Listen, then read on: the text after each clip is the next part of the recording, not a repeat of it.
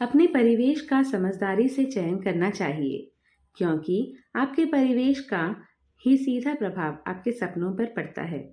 यदि हम असफल व्यक्तियों की संगति में आएंगे तो वे ही हमारे सपने के चालक बन जाएंगे तथा हम बोनसाई बनकर रह जाएंगे। यहाँ तक कि यदि हम सफल व्यक्ति के प्रत्येक गुण को प्राप्त कर लें तो भी हम उनके समान कार्य नहीं कर पाएंगे, क्योंकि हमारे सपनों की जड़ों को सदा असफल व्यक्तियों के प्रभाव में आकर ही काट दिया जाता है। एक अनूठा मेंढक।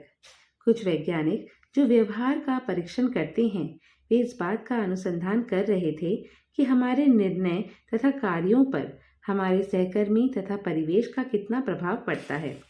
उनके एक अनुसंधान के दौरान उन्होंने 25 मेंढकों को एक लंबे से स्टील के पतीले में रखा तथा पतीले के अंदर एक पतली सी छड़ी को 45 डिग्री के कोण पर रख दिया गया, जिसकी ऊंचाई उस पतीले के मध्य तक ही पहुंचती थी, ताकि मेंढक उस छड़ी की सहायता से चढ़कर पतीले से बाहर कूद सके।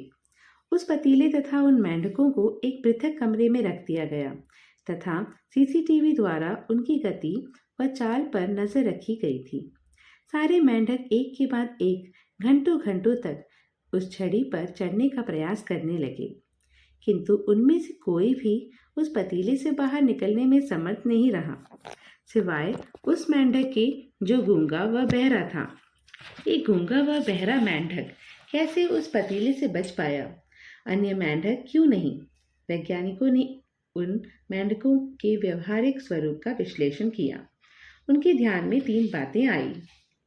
पहली तथा महत्वपूर्ण बात यह थी कि अधिकांश मेंढक एक ही प्रकार का व्यवहार दर्शा रहे थे: प्रयास करना, असफल होना तथा समूह में पुनः शामिल होना। यहाँ वैज्ञानिकों ने एक महत्वपूर्ण पहलू पर गौर किया कि समूह में शामिल होने के बाद प्रत्येक असफल मेंढक अपनी पंक्ति के आगे के मेंढक से कुछ बड़बड़ा रहा था। वह और कुछ नहीं, केवल असंभावता का एक संदेशा था कि यह कठिन है। जाहिर है कि उस गूंगे व बहरे मेंढक को अन्य किसी मेंढक से ऐसा कोई नकारात्मक संदेशा नहीं मिल रहा था जिससे उसके मन में किसी प्रकार की दुविधा उत्पन्न हो या असफलता का कोई विचार भी मन में आ सके। आगे चलकर यह देखा गया कि हर बार जब कोई मेंढक बार बार असफल होकर भी पुनः समूह में शामिल हो जाता है तो शेष अन्य मेंढक भी उसका समर्थन करके अपनी थकावट तथा निराशा से तुरंत संभल जाते हैं। इस अनुसंधान से यह पता चलता है कि असफल प्राणी अपनी असफलता को स्वयं स्वीकार करता है तथा उसका दावा करता है। आखिरकार वैज्ञानिकों ने इस बात पर गौर किया कि कुछ देर के प्रारंभिक प्रयासों के बाद मेंढकों ने आगे प्रयास करने से हार मान ली तथा उनमें से कुछ मेंढक निर्दलीय हो गए तथा पतीले के दूसरे हिस्से पर चढ़ने का आंतरायिक प्रयास करने लगे, किंतु तब भी कोई निकल नहीं पाया।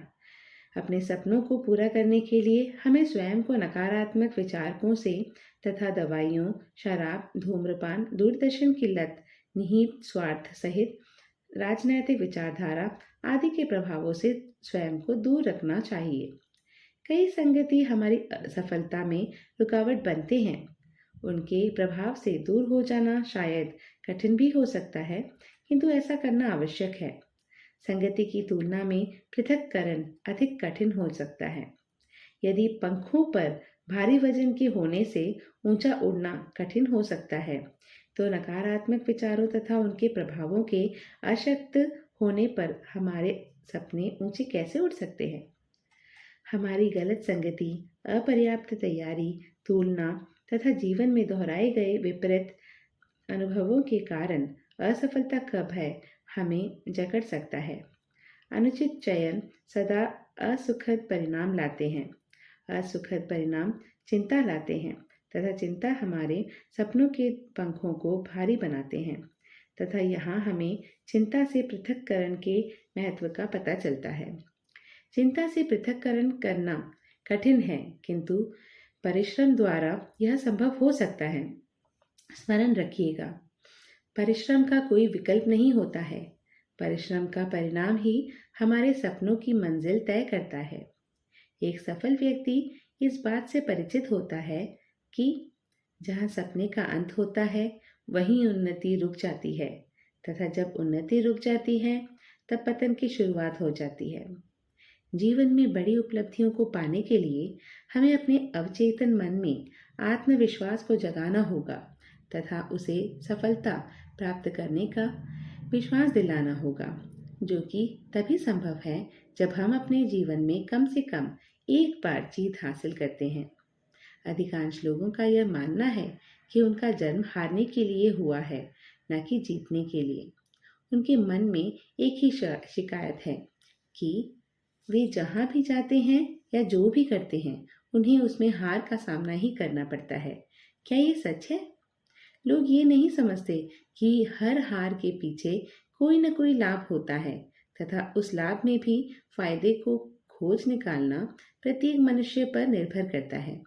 मनुष्य अपने जीवन में हुई हानि का एक स्पष्ट हिसाब बना लेता है, किंतु लाभ का नहीं। हमें अपने जीवन की हर छोटी उपलब्धि का हिसाब रखना चाहिए। ऐसी जानकारी हमारे लिए एक मजबूत समर्थक बनकर खड़ी हो सकती है। हम जिसका ध्यान रखते हैं वह जल्दी बढ़ता है। अपने छोटे से लाभ का भी हिसाब रखने से जीवन में कार्य करने के लिए अधिक प्रोत्साहन मिलता है। भिन्न भिन्न उपलब्धियों तथा कार्यों की सूची सटीक बनाए रखने तथा उसकी समीक्षा करने से जीवन में कई अनोखे परिवर्तन हो सकते हैं। हर बार मैं अपने कार्यशाला के प्रतिभागियों पर इस बात का जोर देता हूँ कि सपने देखना अति आवश्यक है। अधिकांश व्यक्ति अपने सपनों की उपलब्धियों को लेकर संदिग्ध रहते हैं।